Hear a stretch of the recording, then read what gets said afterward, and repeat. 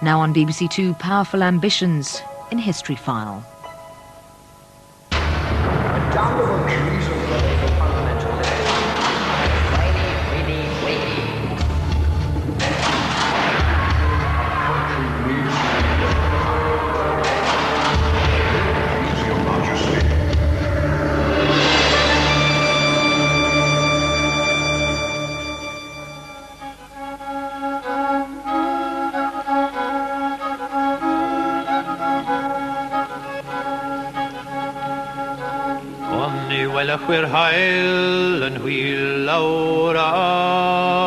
Do you not see the sun hurtling through the sky?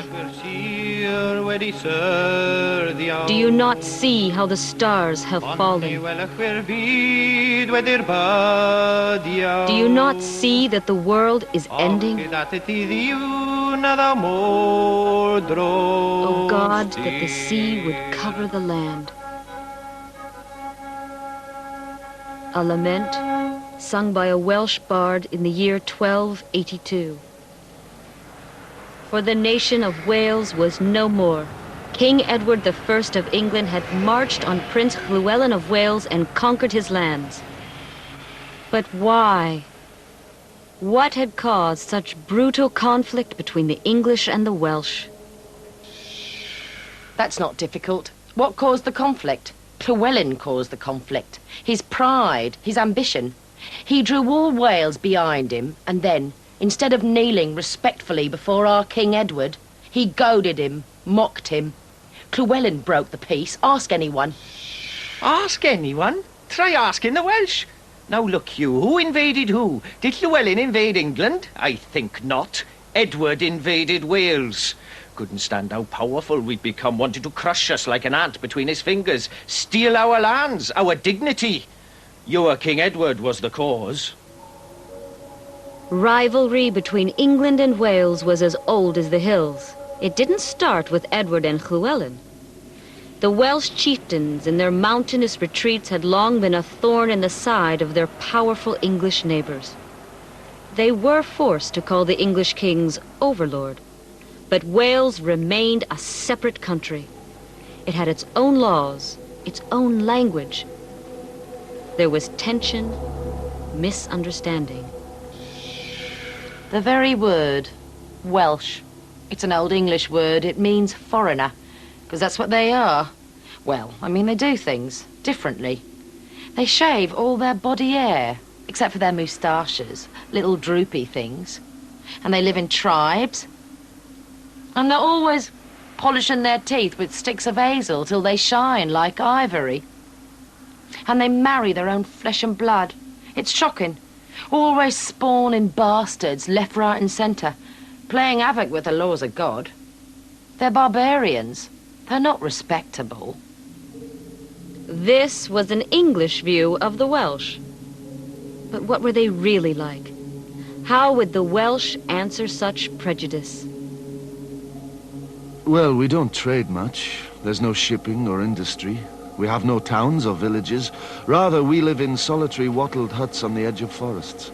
But we're happy, living on oats or such stuff as our herd provides, butter, cheese. Who's talking?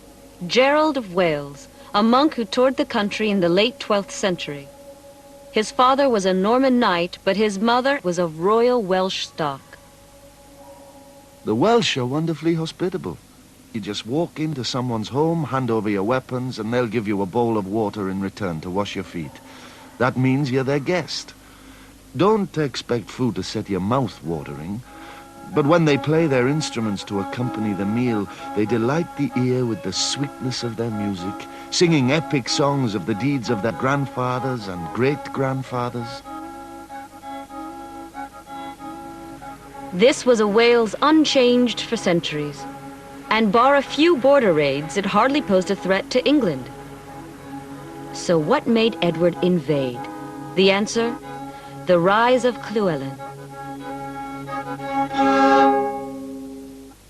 This is a crwth, a sort of fiddle. I play for Llewellyn ap Griffith. He is my prince, I am his bard. I know 350 stories. I am the memory of my people. I could sing of the Prince Poet Owain sheathing his sword and counting his stolen sheep. I could sing of how in Madravail the earth is trampled under the feet of proud horses. But now there is a greater song than any of these, for I will sing of my prince, Llewellyn ap Griffith, and his deeds shall outshine those of his ancestors, and all Wales will rejoice. Llewellyn ap Griffith had shifted the balance of power between England and Wales. His princedom was Gwynedd in the northwest, but he'd grown in strength. By 1267 he had united all Welsh Wales and much of the borderlands. It is glorious. Llewellyn has forced England to accept him as the Prince of Wales. The English king remains his overlord, but that is just lip service. What matters, look you, is that one man controls Wales. For we are a nation that loves war, we train, we arm, we deem it an honour to die in battle, a disgrace to die in bed. And yet, being divided between chieftains, we have been weak for so long. But now Llewellyn is the one chieftain, the one prince. We are one nation and strong. We live in great days. The string of both harp and fiddle alike must stay rich and tuneful. But Llewellyn met his match in Edward I of England. His ambition was simple: to unify all Britain under English rule. Llewellyn and Edward began a slow battle of wits. Llewellyn to Edward, 11th of July, 1273. I got your letter forbidding me to build a castle on my lands. Strange, because I'm sure you're aware, though you call yourself overlord, I have rights of my own. In my princedom, I can do as I choose. The Chronicle of the Princes, 1275. King Edward came from London to Chester and demanded Prince Llewellyn kneel before him, but the prince refused, so the king returned enraged to London, and Llewellyn returned to Wales. King Edward to the Archbishop of Canterbury. Heard the news? Llewellyn plans to marry Eleanor de Montfort. She's daughter to that Simon de Montfort that led the barons in rebellion against my father. Llewellyn's just looking for trouble. It was the excuse Edward needed. War was declared. It is agreed. The king shall march against Llewellyn. He is a rebel, he has disturbed the peace, and all those that owe the king military service are summoned to be at Worcester at midsummer next with horses and arms.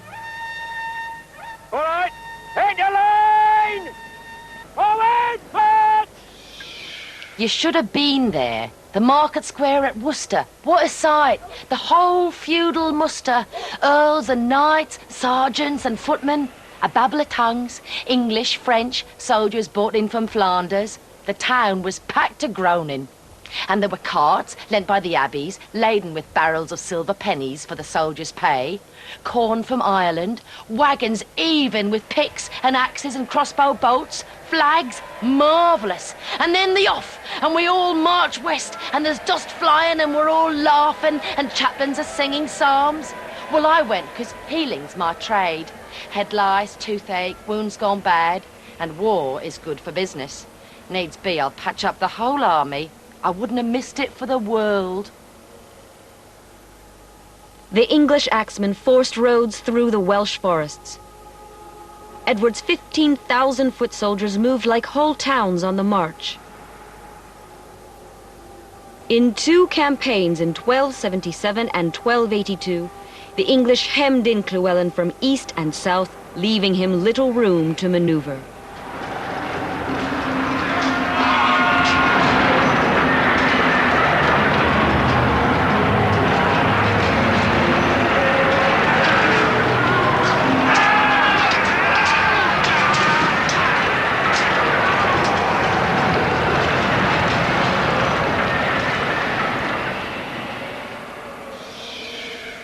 I was at Llewellyn's castle at Dolbadarn. The English came with their engines of war, siege towers to scale the walls, trebuchets hurling stones of 30 pounds weight. We Welsh are famed for the spear and the longbow, but there was no opportunity to stand and fight. The air was thick with smoke, Arrows rained down, their tips laced with Greek fire. You could smell the sulphur that sticks to your clothes and burns. Oh, and I sing of the blood gushing, and our houses reddened, and the red hall flamed, and none but the crows give cheer.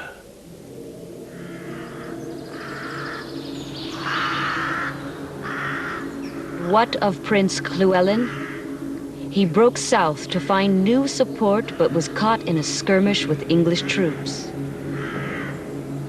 Sire, know that the stout men whom you placed under my command fought against Llewellyn ap Griffith in the region of Builth Wells on the Friday after the Feast of St. Nicholas, and that Llewellyn ap Griffith is dead, and the best of his army killed. Although it took 5 more months for the English to put down Welsh resistance, the hopes of Wales lasted really no longer than Llewellyn. His head was placed on a stake and hung on the walls of the Tower of London.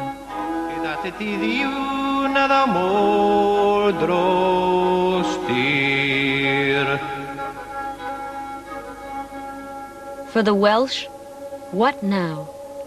What was to be the consequence of English victory? The land of Wales has been taken over, united under the crown of England. And I, Edward, have had read out before me the laws of Wales, and having heard them all and understood them fully, I have decided to keep some, to alter some, and some to remove completely. From the very start, Edward made his intentions clear. He wasn't to be just another chieftain taking control but changing nothing. No. The English planned to transform Welsh law and custom. Well, their ways were so backward, much worse than English law. In Wales, if you stole something, or killed someone even, you'd only have to pay a fine. Now, what sort of justice is that? It's Welsh justice, and good justice too. It wasn't just one fine, the whole family paid. Father, brother, cousin, and with your family breathing down your neck, you don't break the law, isn't it? I say it's an honest custom.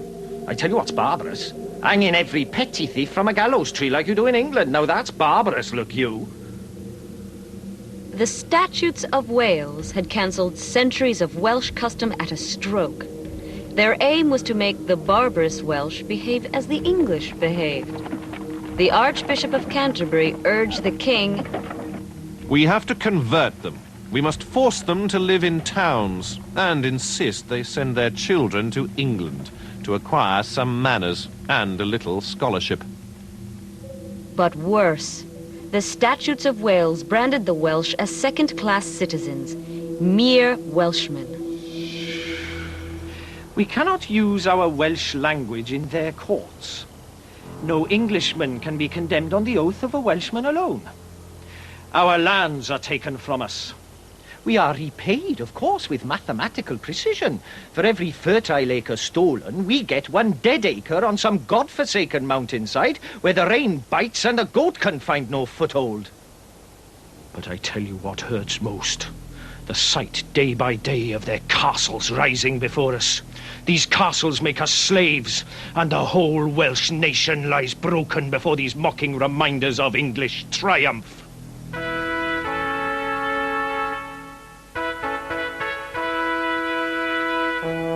Edward's stone fortresses became a symbol of English victory. They were built to make an impression, whitewashed walls emblazoned with the English coat of arms. But they had a practical purpose too. If Edward was to control Wales, he needed to station troops there, and those troops needed protection. Urgent. Let the constables round up 500 carpenters from the English counties and have them delivered here by Whitsun. Also, 2,000 diggers by the same date. Sire, this work is very costly and we need a great deal more money, at least £200 a week. The men keep walking off the site because they have nothing to live on. Building work was hazardous. Carnarvon Castle was burnt and almost destroyed in a Welsh uprising soon after its completion. Edward's response was simple. Plough even more money and men into Wales, build something that no rebel Welsh army dare attack. The result? Beaumaris Castle, the last to be built, the most perfect in its design. It cost Edward 2/3 of his annual royal income, but he'd bought his men safety. They could control the native Welsh, fully confident that any uprising would fail. Their first line of defense, a gatehouse complete with drawbridge, portcullis, murder holes to pour down burning pitch or water to extinguish flames. And if would-be attackers did break through, what then? A second defensive wall higher than the first.